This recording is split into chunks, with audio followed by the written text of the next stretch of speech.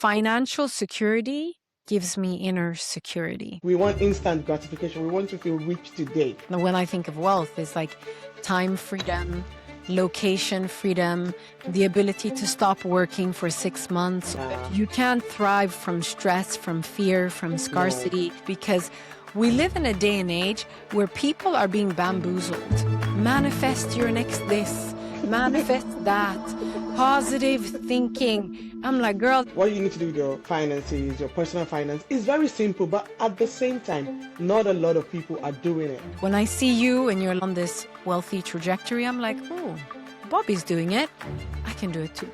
It's really hard for you to move forward if you don't know what is holding you back. True wealth for me is having ownership of your time and not feeling like you're running between things all the time. But we have a lot of shame when it comes to money, so I think it's time we change it.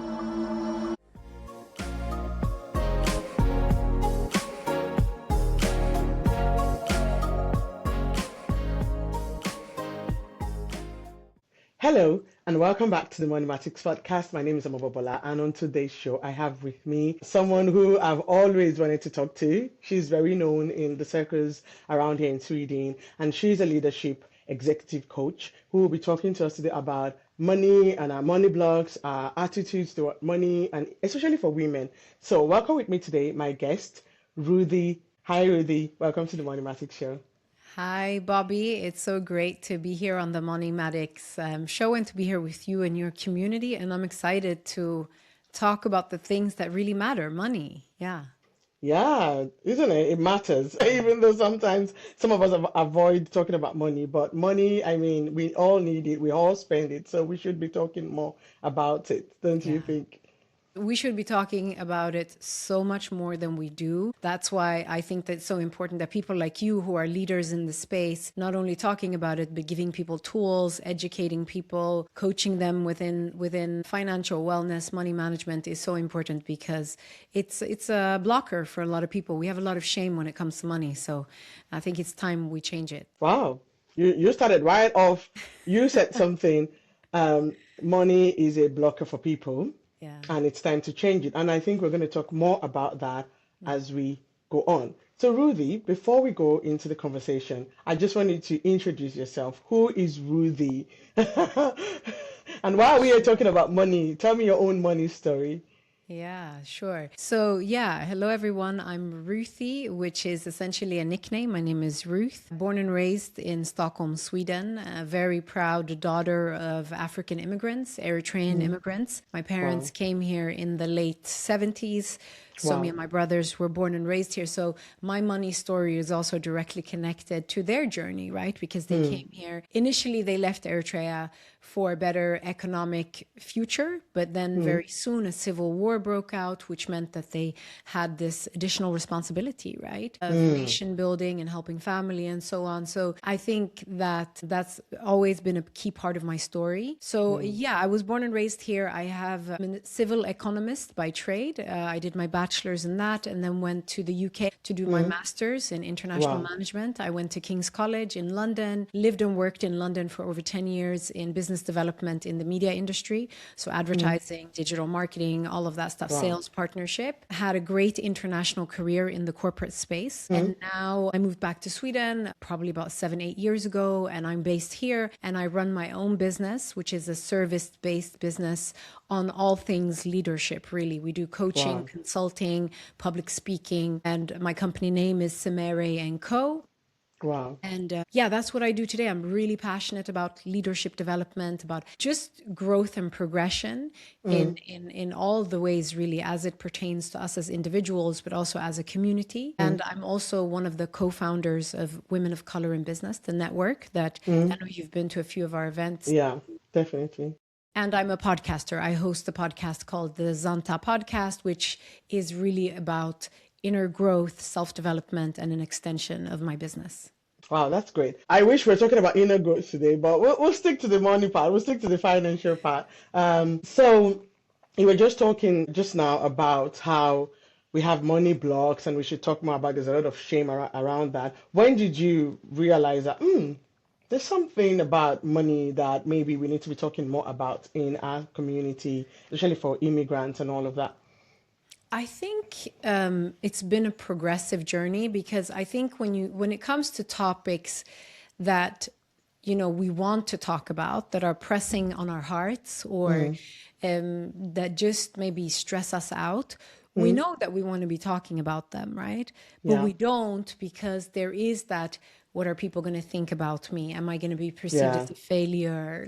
And I think money is clearly one of those, because we're supposed to have money. We're supposed to know how it works. We're supposed to know how it grows. We're supposed to be good custodians of money. But Yeah. that's not always the case. And in my story, I would say the greatest influences that I have around money, and I give a lot of credit to my parents, who really came from a very humble working class background, came here, and they created so much with so little, right? Took care of us, took care of their extended family.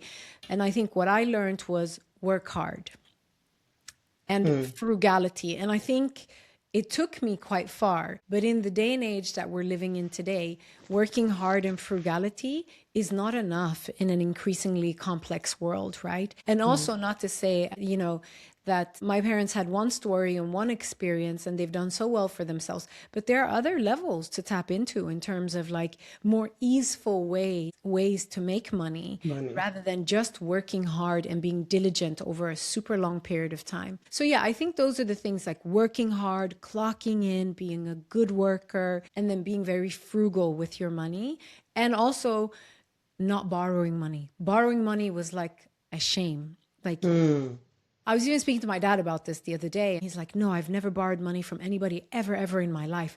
And we talked about it quite openly. And he was like, he didn't use those words, but it's a financial literacy thing. He was like, we didn't have the knowledge back then that that required us to take that risk to buy a house that now would be 50 or 100 times the value What today. of what it Yeah. was. So he was like, we didn't have the time. We didn't have the time to find the information. He was like, we were busy. We had a family. We were raising working. kids, moving to a new country. And so those are the things that's impacted me quite a lot. And then I think there's always these silent norms, right? And I think because my direct lineage comes from a lot of sacrifice, like a lot of people, in our families, they died in the war and so on. There's a lot of, there's a lot of difficulty. There was this like kind of silent, not agreement, but almost like a command that you must have money. You must be responsible with money. Like it's shameful to not be responsible with money, or to not have it, right? And no one said it to me, but I felt it, right? Interesting. And yeah. I mean, that's interesting that you're like, it's shameful to not have money, because in some context you probably think that's a positive thing. Why do you think that growing up with that feeling of, oh, it's shameful not to have money is probably problematic? Some people's background may be that they grew up thinking, just do as you like with money. So I'm impressed on one hand that you grew up feeling like you must have money and you must take care of it, but I want to hear more. Yeah, no, I think it just comes from the fact that there was so much sacrifice in my parents' journey here in that generation. And not just their sacrifice, but a lot of people back home are living in difficulty. It's like, you have an opportunity now. Don't spoil it. You need to make the most of it, right? Like, And it puts pressure, isn't it? it puts pressure. But here's the thing, there's two sides to every coin. It also made me very responsible. I started working from the age of 15. I had my own pocket money. Like, I became very independent, My mom got me my first job. I've done all the work, ICA, McDonald's, everything. So I became, Wow. and my siblings too. So I think there's two sides to the coin. I think the less advantageous side of that. So the one side is I became very financially responsible and aware Very early. to not be wasteful. But on the other side is I think it can make you excessively afraid of taking risks, and especially calculated risks, right? So with money, like not understanding that there is such a thing as good debt and bad debt. And it's taken me a long time to understand the value of compound interest, of how your money compounds, because I had that very Block. the low risk block. The low risk block. I see that a lot. And something that we talk a lot with people around me. A lot of people are very like, okay, so what happens to my money? But I saw it go down. So what should I do? I invested, and then 2 days later it was red. I just want it where it won't nothing will happen to it. And that is a real thing. And I don't know why it's so common amongst people of maybe immigrant backgrounds or specifically African descent that we are very, afraid. I don't want to take that risk. It's too much. Is it just because we have a lot of responsibility that we need to use our money for, especially when we're living abroad and all of that we feel, a fear. We feel a sense of fear when it comes to seeing our money maybe take a dip. Yeah, I mean, I think it is. I'd be curious to hear from your perspectives because you also coach a lot of people like in the diaspora, but I think that it is a fear. I think there's also a pressure to be successful and to help, right? And I'm sure it's the same for not just African diaspora, but just for people from the global South, like in general, right? Remittance, sending home, supporting. You talked about that in the workshop where I first met you that you hosted on APN. Also, like that there is the black tax or the diaspora tax. All of that. Yeah. So there's always somebody that needs help, right? So that's one part of it. But I also think the other part of it, honestly, is if I reflect back on myself, I'm like double degree, highly educated person. I think it's that what you learn in university and like actual financial literacy are two very different things. Different things, yeah. Yeah. That's a recurring theme. Yeah, the things that you teach, the things that I'm gearing up to teach as I'm like pursuing this financial trauma coaching certification to add to my coaching business. These are and the things that you learn on YouTube University, like this it's not what you learn in school when you go and study economics. So these are like two very different things. But in general, I think I guess what I'm saying is a lack of information, a lack of the correct information. The thing is, I've noticed that a lot of us were not taught. Like we were not taught what investing is, what finances are. We were not taught this is what happens, what you should invest in. And so because of that, we grew up with a lot of don't take too much risk. Just, I remember the first time I think we called my parents and we're like, oh, we're going to maybe get a mortgage. The first thing my dad said was, oh, I don't like you starting your life with borrowing. Because for him, it's just like, why would you do that? And I understand because when you live in Nigeria or wherever, in a lot of African countries, you build your own house yourself. You don't owe anybody any money. And so for them, it was like, don't do that. But it's important to understand what works where you are and how you can take advantage of that for your own good. Yeah. So, yeah. But thanks for sharing. Yeah, I just wanted to add to that. That's my dad too. He was just like, oh no, don't borrow. He was like all of that stuff, right? But I also want to add one thing is I think it's also a lack of understanding of what real leverage is, right? Yeah. So this is leverage that we have social capital, like really understanding that. But like the true type of leverage that you teach about, right? And that we see in the financial literacy space is making your money work for you, right? 24/7 around the clock. You working hard can never outcompete that. No. And I think it's like not having an understanding of that, which I guess is the financial literacy part. Yeah, it is definitely. And that's why we do this. We have the podcast, we talk because I think it's important. Because I mean, I always say this, that financial literacy or financial education, what you need to do with your private finances, your personal finance is very simple, but at the same time, not a lot of people are doing it. And you're like, what's stopping you? It's not that hard. It's not that. I recently read a blog, or was it an Instagram thing, post on somebody saying, a friend of mine bought like a pair of shoes for I don't know how many $1,000 and was like, oh, but I don't have money to invest. And she was shocked, like, you could buy that pair of shoes for that amount of money, but you still think that you need like a whole, gigantic pot of money to invest. That already shows a lack of, knowledge in investing. Or what do you think that is, right? Like, why do people make those decisions? Like, I'm curious, like from your experience. I think one is first, like we were talking about, not having enough knowledge. And two, sometimes I think people will like instant gratification. I buy the shoes. I can wear it tomorrow. I can wear them tomorrow to a party and look rich and feel good. But my money sitting in Advanza or NordNet is invisible. Nobody knows that I have that kind of money. And so for some people, it's that, like we want instant gratification. We want to feel rich today. We want to feel like we are wealthy. Like I was saying to some people I was talking to last Saturday that your goal in life should be not to look rich, but to actually be rich, to actually be rich. Don't have a goal to look rich. You should be, because when you are, then you don't have a need to show. because you just know who you are, it's an identity thing as well. And for some people, it's just not having enough knowledge. Because I've met people that later in life, they're like, oh, I look back and I'm like, I wasted a lot of money. Why did I do that? It's because they didn't have the knowledge. But I think a lot of times we are not very good with delayed gratification. We want the gratification now. That's very common. Like we want it now. We want to look good now. We want something that we can see now, and becomes a problem. I really agree with that performance part. Really, like I'm sure it's in a lot of cultures, but you definitely, I can only speak of the culture that I know and that I was raised in, but you definitely see that in the airtrain community, that you're meant to be seen as if you have it, right? Or you might have a wedding that is too big for your pocket, but it's what you do for social leverage and things like that. To me, from the stage that I'm in, I was like, I'd never put myself in debt in order to impress some people that I will likely never see again. But or you can even never impress them. There would always be something. Well, that's that's very true. But that thing exists, right? That social control mechanism. I also think that we're quite emotional about money rather than being factual. I think for most parts of my own life, in full disclosure, I've been very emotional about money. And now that I'm starting to get a lot more factual about money, I was like, it doesn't need emotions. It's actually very straightforward.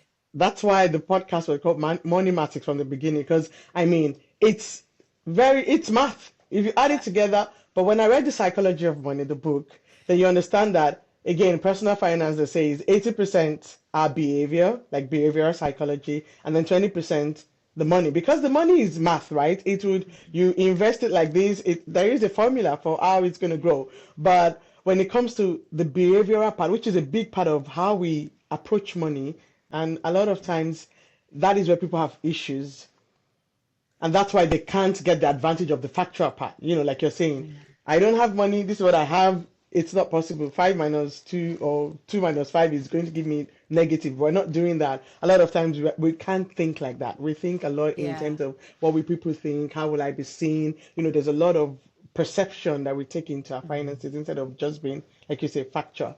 And the more factual you get, like the less interesting you are as a person. But the more wealthy you are, and I agree, the wealthy people that I come across in my life, they're so quiet, they're so unassuming, but they have the things that we all want, at least that I want. When I think of wealth, is like time freedom, location freedom, the ability to stop working for 6 months, or like, these things of like the like true wealth for me is having ownership of your time and not feeling like you're running between things all the time, or just to have, that as like a business owner, mom, you're like a senior in corporate, you're doing a lot of things, is to have the freedom to choose, to have options. I think that's true wealth, not the stuff that we see on social media. Exactly. And for me, it's more and more as I've worked on this financial journey thing, it's like you're saying, I want my time. I want autonomy. I want to own my time, because no matter how much freedom you have at work, especially in Sweden with the flexibility, work-life balance, all of these things, you still don't have autonomy. You have flexibility, but you don't have autonomy. You can't just decide to not go to work when you wake up in the morning.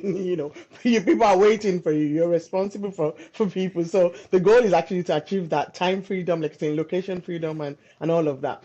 But yeah, so we've talked about a little bit how our backgrounds and our cultures can influence our relationship with money, especially when we're living in two different cultures. I always say this, that, okay, I have my colleagues at work. Let's say we are even at the same level, we get the same salary. I can guarantee you they're not sending a chunk of it home. They're not sending it anywhere. So already there we have a difference. Our outcomes. If they choose to invest their money and I choose to send it home, there will be a difference in outcome in terms of when in 10 years, in 25 years. So we are always in between these, oh, you're living in Sweden, your money is actually calculated for life here. But you know that you have life here and then you have life in different other places, depending on where your family is scattered and all of that. So that affects how we see money. But let me ask you, you coach women, you coach entrepreneurs. What are the common, we've talked a little bit about that, but what are the common fears you see when it comes to money, the money fears you see? What are the most common ones that you think you see in the people you coach, whether as leaders or just generally? Yeah, it's a great question. I think I see a lot of themes around a feeling of not having enough money, a feeling of lack of control over finances, lack of knowledge, like we said, lack of knowledge, not knowing what to do. Also, a lack of time to be able to have it, because a lot of the people are kind of like very similar profile to yours. They're very busy. They're like running families, careers, side hustles, maybe full businesses. Also, like the time to put on this endeavor of becoming more financially well.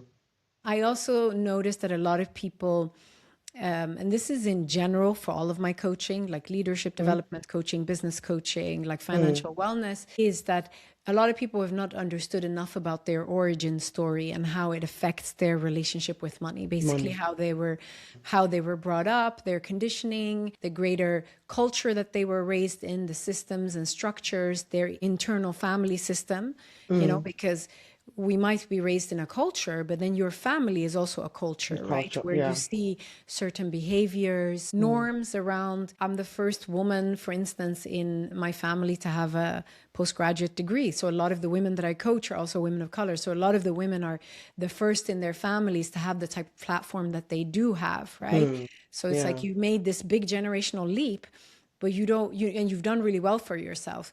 But it's like, okay, that you hit the wall with, okay, what's the next level and the next step? And Yeah, so because those you are, don't have a lot of people to look up to as well, yeah, because you're like a pioneer. We were talking about that with a friend recently, actually, that a lot of times, especially for those of us here, some of us are doing different things and we're pioneers. The question is who, you don't have a lot of role models. So you're kind of like winging it, you're learning by yourself, you're kind of like just trying to navigate. And maybe that's the life of a pioneer, but it's not always easy, isn't it? no, I mean, it's No. not always easy. If I reflect, that's why I love what you're doing. And I'll definitely want to give myself flowers as well, because it's not easy to put yourself out there. And you Out know there. what it's No. like you're doing all these things and you're doing this podcast. I'm doing all these things and I'm doing my podcast, and or even going on a path of choosing visibility is simply because when I was kind of seeking out role models for expansion and coaching, when I was like, I want to do more, I didn't see enough examples of myself. No. That's why I left and went to London as a 20-year-old, because I was like, I need to be in an environment where I see more people of color, more Black people, like elevating, because I had this drive and ambition. So I think it is really a thing. And for me, whenever I've been seeking, elevating to the next level, for me, I know that it makes a huge difference when I can see people who look like me and who have similar backgrounds to me Yeah. elevating, because it makes it feel like it's more possible for me. Yeah, I that's don't know what the possible. reason and the explanation is, but it's true, right? When I see you and you're like, listen, I'm on this wealthy trajectory, I'm like, oh, Bobby's doing it. I can do I it too. can do it. Yeah, Yeah. and that's the whole point, isn't it? Yeah. Do you relate to that too?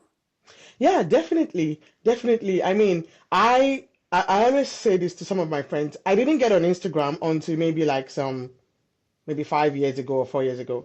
I mean, people talked about Instagram, and I was just like, I'm not a social media person. I'm not. But when I got on Instagram and connected back to Nigerians doing big things, it was like fire lighting up in my. I'm like, I've been sleeping in Sweden, just doing the Swedish thing of you go to work, you come back home. I'm looking at all these people doing great things, and I got fired up.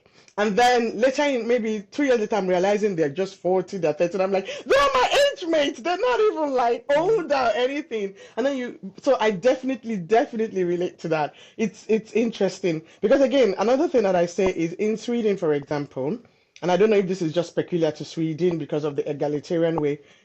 In Nigeria, the older person is willing to mentor the younger person. They're practically like in your face. They want to see you do well. But in Sweden, everybody's on their own track. It's not like you have a lot of people saying, let me take you under my wings and they're leaving you to be your own individual. We come from cultures where you look up to people and they are also willing to mentor. And sometimes here it's missing. Yeah, I It's not agree. necessary that your boss is thinking of mentoring you all the time. Of course, is there as a leader. It's not all the time that you just find a senior at work that's like, oh, let me mentor you. It's not just a thing. I don't know Yeah. if it's me who thinks that, but No, you know what? I think it's very true. And I think I have both perspectives because I am Eritrean, but I was raised here, right? In terms of, and I used to go back home a lot as a young child. So I have that awareness of these two different structures of here we live in a highly individualistic society.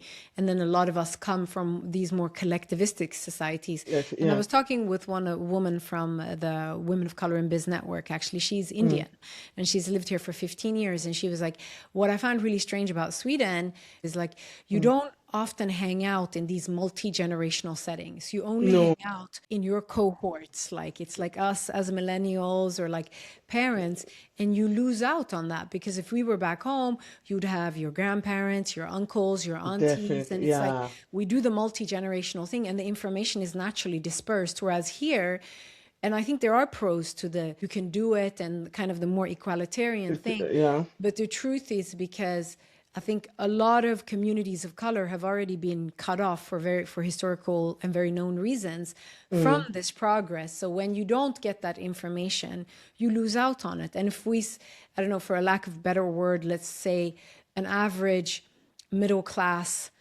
Caucasian white family, that information is shared within the family. And that's how wealth like moves, right? So I do agree that there is something to that. So now I'm having these conversations about money with everybody, especially my younger family members, my cousins, and I'm just like, what are you doing? Are you saving in your, your stocks and shares, ISA? What's the plan? How old are you? You're going to retire at 40? Just trying to have these conversations so that they Make become, them natural. yeah. Exactly. Make them natural conversations. I like that. I like that. So you said something. You said that a lot of people don't have a good knowledge of their background in terms of how it relates to money. Why do you think it's important to understand your cultural relationship to money in order to maybe then do better with your finances? Yeah. Like this trauma that you're talking about, like you're doing a certification in trauma coaching, especially when it relates to money. Why do you think that is important to understand why you have the money blocks you have, why you act the way you do with money? Why do you think it's important in terms Yeah. of making wealth and Becoming pursuing wealthy. financial freedom?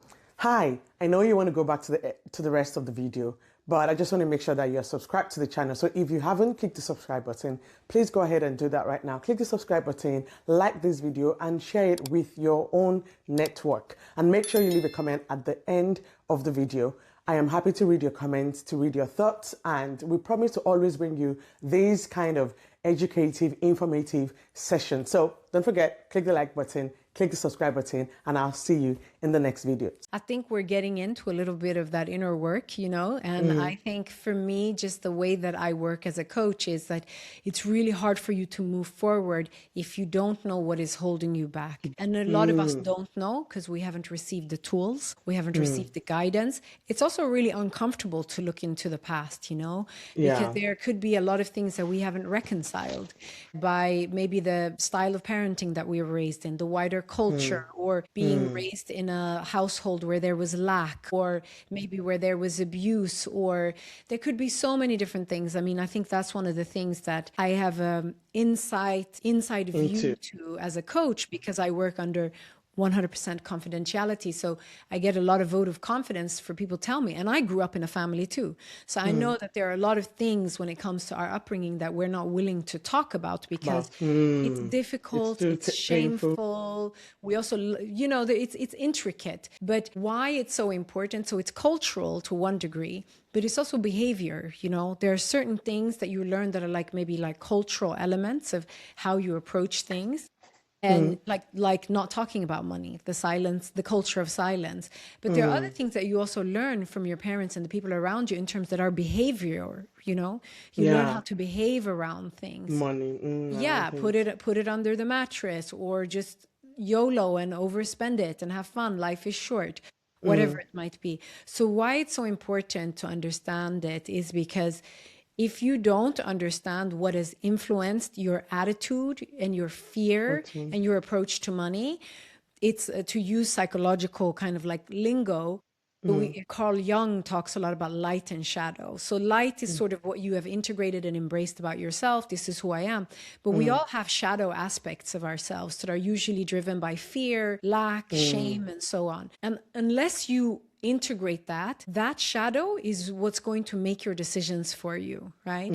So if you don't if you have this like scarcity programming, lack programming, fear, and you don't embrace it and understand it and integrate it, that's what is going to drive your decisions towards money. And it's going to be really hard for you to be really expansive with money, or learn how to utilize maybe good debt to grow your money exponentially and to make calculated decisions, because you're always like this. You're holding it, yeah. That's an example. So like what you have not understood usually kind of dictates your behavior to a certain extent. So what we want to do is understand those aspects from our childhood, the difficulties, traumas, or maybe they're not difficult, it's just information. Maybe you have a parent that was just overspending all the time and you had a lot of fun, but then you're living in stress because you can't pay the rent, for instance. And then you realize that it's something you picked up. Yeah, I have clients like that where they just live for the moment. And I'm like, that's great. But like, don't you want to have like an emergency fund of like 3 months in your bank account? Don't you want to have a calm nervous system so you know that you, no matter what happens, 6 months from now, you can take care of yourself? Like, it's fun in the moment. But so all these things we learn in the early stages of our lives. That's why the origin story is really, really important to understand. Yeah. Thanks for sharing that. I'm glad you said that. And you mentioned calm nervous system. I mean, that's money can't buy that. And I can just tell anybody right now, if you don't have a calm nervous system, you need to be working towards that as a goal. Because I can tell you that one thing that comes with doing better with your finances is just a sense of, just that calm. Things can happen. Things that would normally send you into, panic mode. It's kind of like you're like, okay, yeah, that would be taken care of. And I don't know how to quantify that. And I wish that more people would have that, That's why I was saying to some people that if your next plan for how you're going to get rich is your promotion, you're going to be tense because they're going to go into those conversations already, but when you know that that's not going to determine how your life turns out. You're working with a different kind of confidence. You have conversations differently. You are you're more coordinated. You're not doing anything out of fear or out of anxiety. You're coming from a much more level ground, so you can take reasonable decisions. So that's a big plus. 1,000% survival. You can't expand from survival, right? So, and we want to thrive, right? Yeah. But you can't thrive from stress, from fear, from scarcity. No. And usually what drives you is a lack of information. This next promotion, like you can make a little bit more money, but that's not going to change your life, right? And there's so many studies that explain that's not going to move the needle. Yeah, you start spending in correlation to the money that you earn. So having a diversified portfolio and having more agency of how you grow your own money. And then you look at your job as just one source and you use it as like an investor into all these other things, right? So you said something about how when you came back online, or when you came online on Instagram, you noticed you're kind of like all these amazing Nigerian people who are doing great things. Most of the financial influencers that I learned from are Nigerian, right? So I've learned, it just happens to be that way, and so I totally hear that. But there are two podcasters that I really enjoy on. They're based in Lagos, Jola and FK from the I Said What I Said podcast. So and in one of them, Jola, she said this thing. She was like, financial security gives me inner security. And it was on one of the episodes at the beginning of the year, they were talking about goals for 2026. And she was like, and I can only imagine what it means living in an economy where there's so much like currency fluctuation, just, There's a lot that can happen. It's a different environment, right? And a lot different to kind of the situation that we have here in Sweden. But just her saying that was so good. And I say it to myself all the time. And why do I say that? Because we live in a day and age where people are being bamboozled. Manifest your next this, manifest that, positive thinking. I'm like, girl, that never delivered any. Like, I really believe in the power of thought. I really believe in the power of alignment between thought and action, between how you feel. Your nervous system is eavesdropping to your thoughts, absolutely. But it's not magic, actually. It's a lot more quantifiable. And I feel when we talk about this, like just abundance and manifestation, we are actually not helping people because you have the agency, right? You Yeah, you can just go out and do and get results than wishing Yeah, it. And then when you don't get it, you're even more stressed. Like, oh, but I'm yeah. manifesting. Like, you're not It's manifesting, not Jack. passive. It's not passive. It's actually an No. active thing. And it's good to actively say financial security gives me inner security, to own it rather than to try to be in this neutral spiritual place of just manifestation. And like, no, you have to be an active proponent of it as well. I Yeah, think that's that's so true. important. Yeah. Really very important. So I'm gonna get to some of the things that I really want to also ask you. So you coach women sometimes in their businesses. You have this network of women of color in business. Do you see any particular money blocks, especially for women in business, when it comes to how they charge, how they price their products, and all of that? What then can you say to them?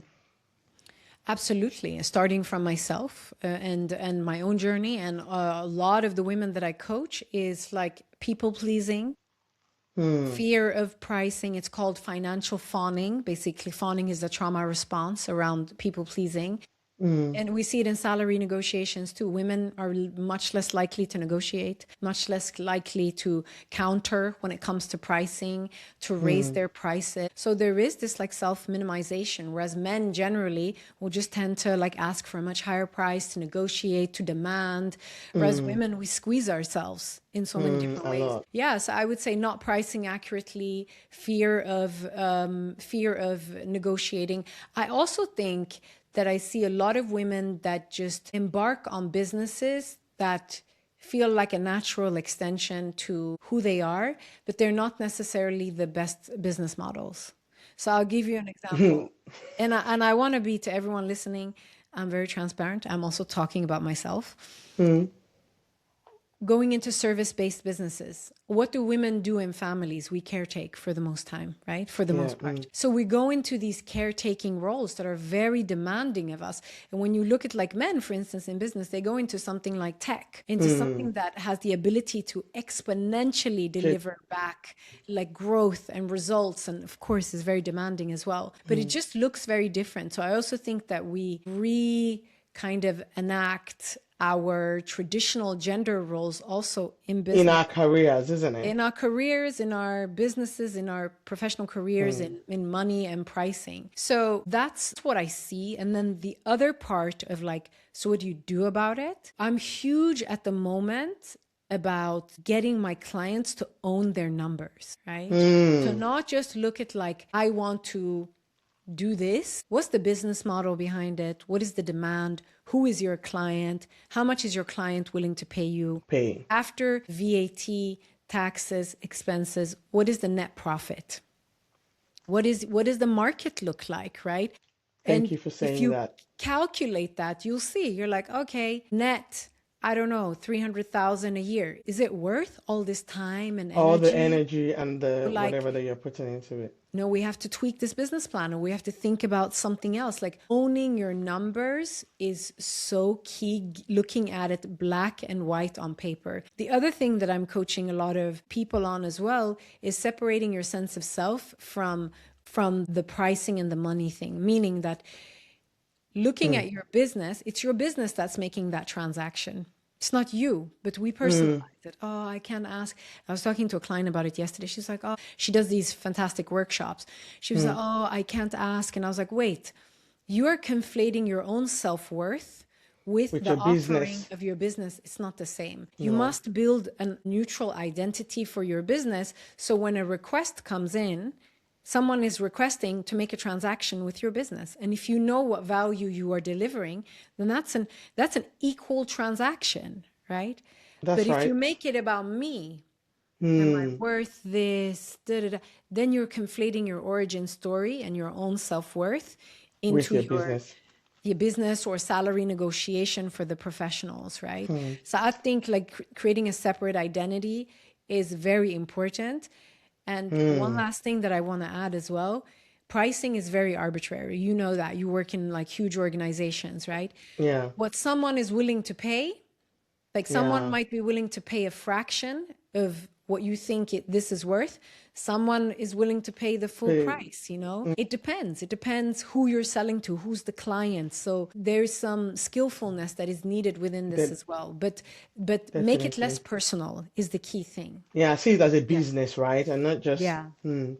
Oh, you've said a lot of wonderful things that we could even deep dive into, but we will be here forever because just last week on the last episode, we were talking about the same thing, that women tend to have less pension, less plan for their future, just because they also are traditionally in this caretaking careers. And there is nothing wrong with that. You just have to know that, oh, if I'm doing this job and this is what I'm earning, then I need to be preparing for my future differently. Because again, you can't compare tech with maybe government funded jobs where it's not what is paying you is people's taxes, is not profit on the business. It's totally going to be a different outcome.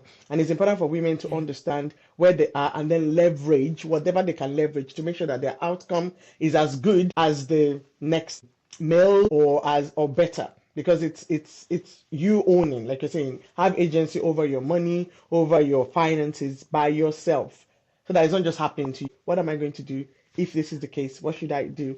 And I really love that. I love also that you talked about owning the numbers for your business, because a lot of times, like you said, people are just like, oh, I love doing this and I'm doing it as my business. I'm like, okay, your business, what's the math behind it? For you to call it a business, it should have is there a business plan? Is there, because sometimes it's very easy to say business. Another word that is very easy for people to use is, I'm investing in this. And I'm like, you're putting money in it. I'm not sure you're investing in it. Because for you to qualify as an investment, you have to have thought of what is the return on investment, what is the plan for you to return something. Just because you're putting money into something doesn't make it an investment.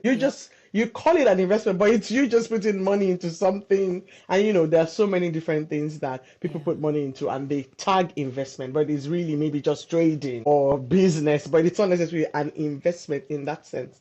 So those are interesting things. But we could talk forever about a lot of these different things, and I'm sure you will still come back another time on the podcast. So let's talk about income and wealth, because we're just talking about, you probably work with a lot of people that are doing business or executive people in executive positions at their workplaces, and a lot of times you can confuse high income with wealth.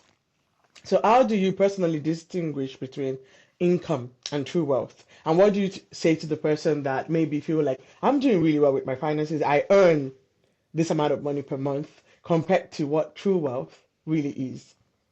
I mean, I find this topic like super fascinating because, again, you said it at the very beginning. There's so much information, but there's few of us actually like doing this, like mastering this information and then also applying it.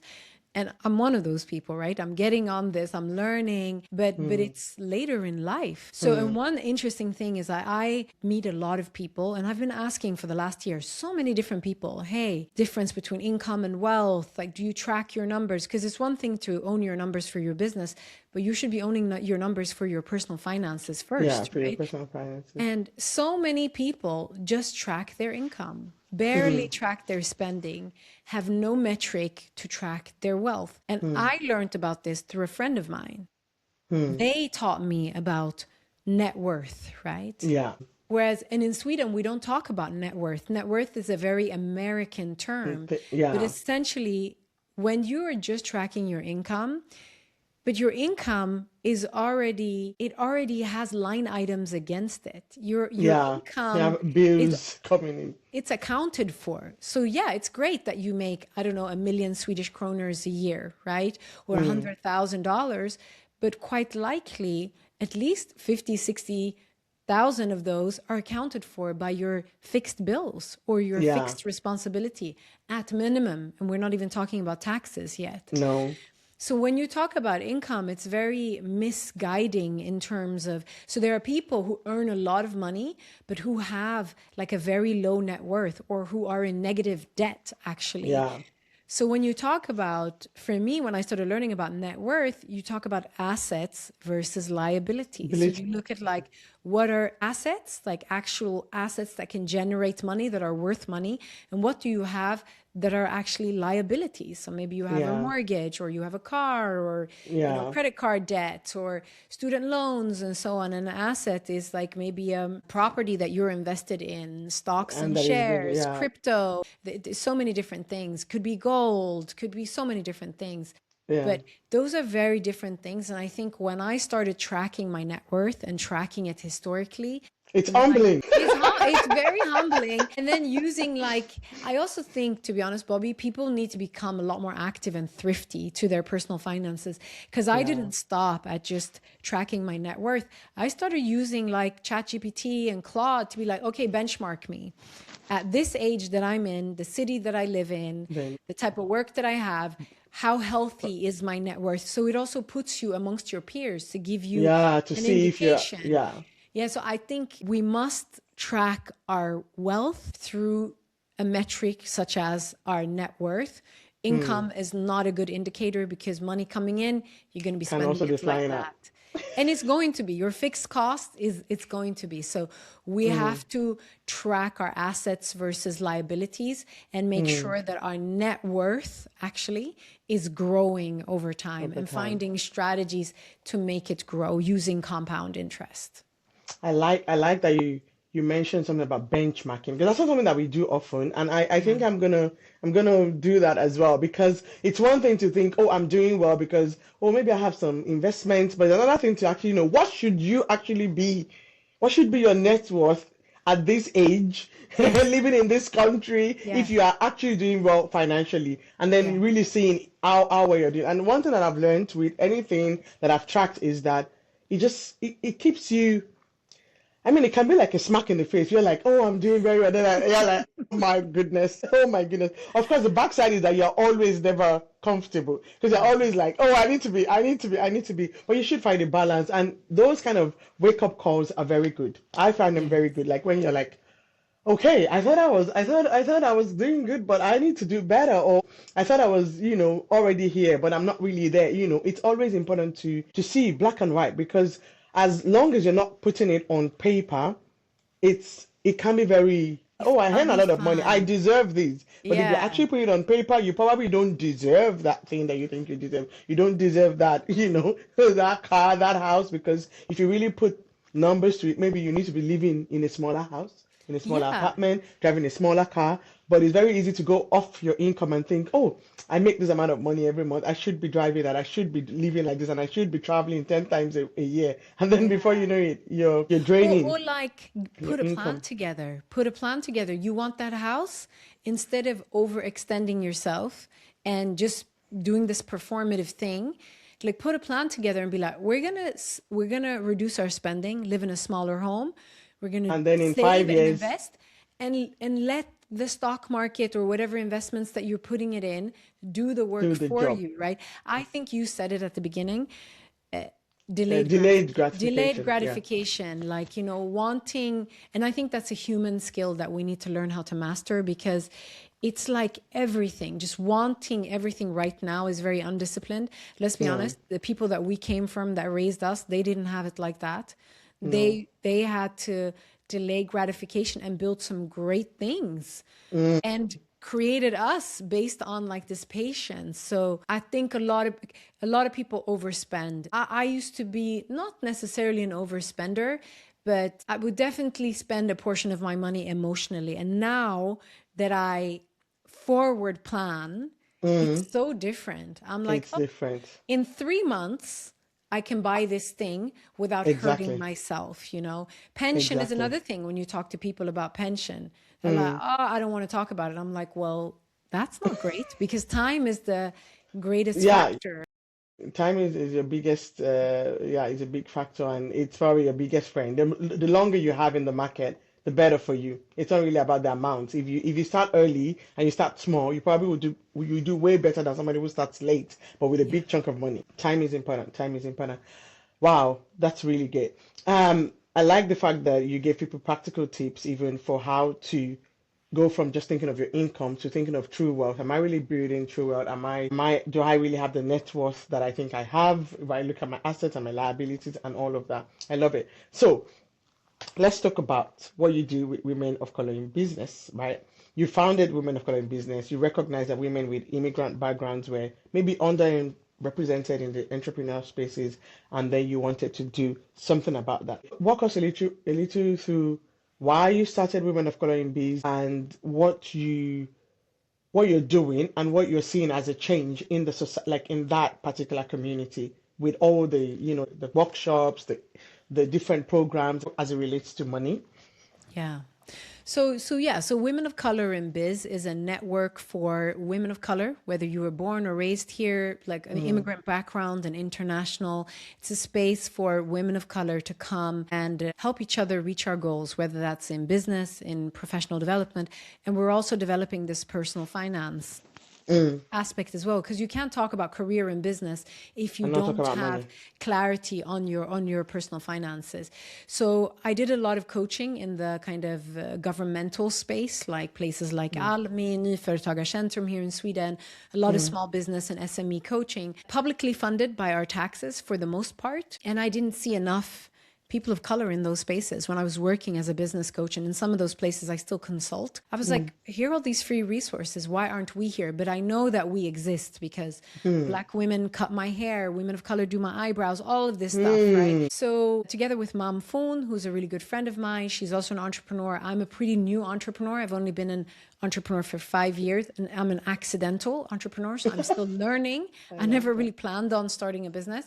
So I'm still learning. And I was like, we need a context where women of color feel comfortable. And I think it matters who's calling in the space, like who is actually holding the space. So we did a test together with one of our sponsors, who was Almi at the time, and over 100 women of color showed up. Like, we got sold out and oversubscribed. And that was almost 2 years ago. And we're coming up to our second year in October. And I think in June, we're going to have had our 13th event. We do inspirational kind of like panel talks with talking about role models.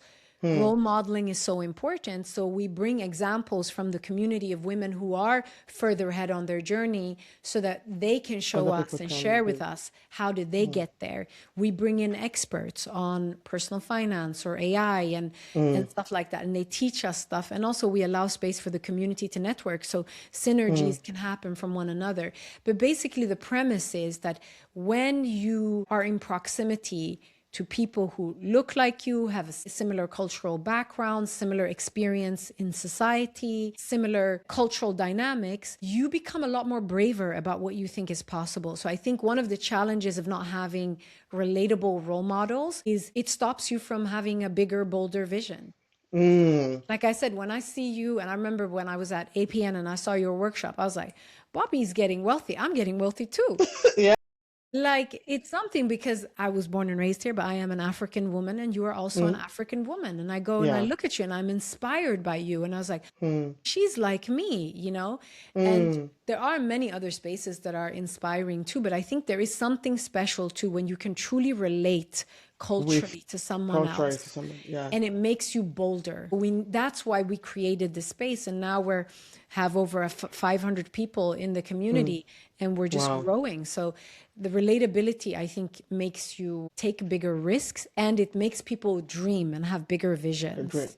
Wow. I was actually impressed when I came to one of your programs because, again, like you're saying, we need to be meeting, we need to be talking, we need to be encouraging, inspiring one another to, dream better, do bigger. And that's really, and I like the fact that you're introducing and talking about money as well.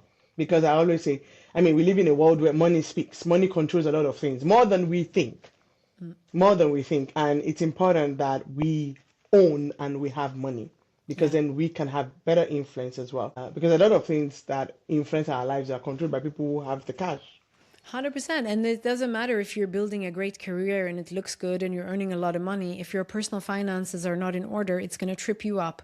It doesn't matter if you have a great product or a service and, but if you're not owning your numbers and you're not understanding personal finances, that's not going to be sustainable for you either. So that's where we're looking at like, okay, how do we bring this in as an element as well into just our philosophy of how do you become truly sustainable? And I think as people of color, the financial sustainability equals liberation, Yeah, it's it so does. important. Very, very important. Thank you for saying that. And as we round up, I just wanted to maybe ask you first. So, what's the next financial milestone that you're looking at? What are you seeing in the future, and where are we going now? As you're learning more and as you learning more about finances, personal finance, what's something that you aspire to? Yeah, I think there's two things. So I'm currently pursuing a financial trauma coaching certification. So I'm finishing that this summer and starting to integrate that more into my business, which I think is going to be really supportive and helpful to a lot of people, especially in today's economy that is complex, rising cost of living, global turbulence, AI, all of this stuff. Yeah. So I think that's going to be important. Personally, I'm like really excited about just getting this like full control over my numbers, and also learning how to diversify the asset classes that I'm looking into, more like bonds. I have not yet invested in gold, like finding a low risk wave. I'm not really particularly interested in crypto, but it's interesting to learn, finding a low risk way of investing in crypto. So I think just finding small ways of diversifying. Low risk way too.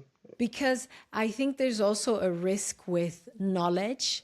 But I think you have to, and there's low risk ways, that you can invest in things and learn how they function. And I think the other thing is really growing in community. I'm really excited in terms of a financial wellness goal. I want it for myself. I want it for you. I want it for my cousins, my sisters, community. I want it for just anyone that feels pressure in this society or that has a bigger goal or a vision. I really like the idea of like collective growth. So that it's important. More of us can have regulated nervous systems. We can be more present with ourselves, with our communities, with our families. And I think ultimately money is to be shared. So I like the idea of being generous also with the people who are close to me. It's important. But you have to be generous with yourself first so that you can actually give to what you were saying in the workshop with the whole black tax thing of like having boundaries. So I was like really like, the boundaries so that you then can share the fruits of your labor. The fruit of the labor, and out of abundance, not out of scarcity. By the time you're able to do more. Really good. And just on the last note, you said something that made me think when you talk about community and how, having one thing that I've realized recently is a lot of people around me, we're talking a lot about money. I mean, before I ever started a podcast, it was conversations around dinner tables. Yeah. We used to have this conversation around dinner tables. And I see it around me now, people doing different things, stuff like you're saying, being inspired, people starting their own initiatives, and you're just like, this feels so good. And that's the same that can happen with money. When you talk about it enough, you have people around you that are also maybe picking up something, and together you're growing. You're not going to be one person rich amongst a lot of people that are struggling, and everybody is growing together, and you're able to have these conversations at dinner table. What are you investing in? How is it going for you? It's a different level of freedom as well to sit at a dinner table and talk about money and talk about what everybody is doing and encourage one another. And so I really love that. I love that, and I think having a community like you have is important. And keep doing what you're doing. And as we round up, I just wanted to say one last, your parting words to the Moneymatics family, to the community that are watching. Something that you want someone to pick from this episode. Well, I mean, first of all, thank you. And they're already in great hands with you and all the guests that you bring here. And thank you also for building this community. It's so educational, necessary, and to have this platform that your leadership is shining through and that we're able to learn from you. I would say don't be afraid to speak the truth to yourself about where you are. It's not a verdict about where you're going, but in order to be accurate, this is, we're going back to the shame, the inner growth. Like this is about just growth in general. Don't be afraid to speak the truth to yourself about where you are currently, about what pains you, but also about your desires. And speak it to yourself, journal it, speak it to God, but be honest with yourself. And when you're honest with yourself, you can start to change things and you can move forward. But that's really hard if you're not willing to accept. I have money habits that do not serve me. I need to get out of this pickle. I need to increase my income. I need to learn more. Like whatever it might be honest, speak the truth to yourself, and then take action accordingly, and be kind to yourself because we can all learn. I love that. Yeah. Don't be afraid. to, know where you are. And I like the fact that you said it's not a verdict for where you're going. It's just where you are now. You can change the story from Yeah. now onwards, but you must be, oh, I love it. I love it. Yeah. Thank you for sharing that. And thank you for coming on the Moneymatics podcast. Thank you for having a conversation. Thank you for the work you do. I mean, I've gone to programs in Sweden because of you. Because I got introduced to the women of color in business, and because of, just so, and seeing what other communities exist in this environment. So thank you for the work you do as well. Really great Yeah, thank what you're you doing. also. Since I came to your workshop at APN last year, I was like, I want to know her. I want to know her. I want to be in community with her. You're a role model. You're so generous. You show up despite being so busy. You show up for community, and you're always like just such a leader in this space. So thank you also, and thank you for Thank you inviting me. too. And I'm looking forward to you getting that financial trauma certification, because some people need it too. On that note, this is the Moneymatics podcast, and I'll see you on the next episode. Thank you. Bye.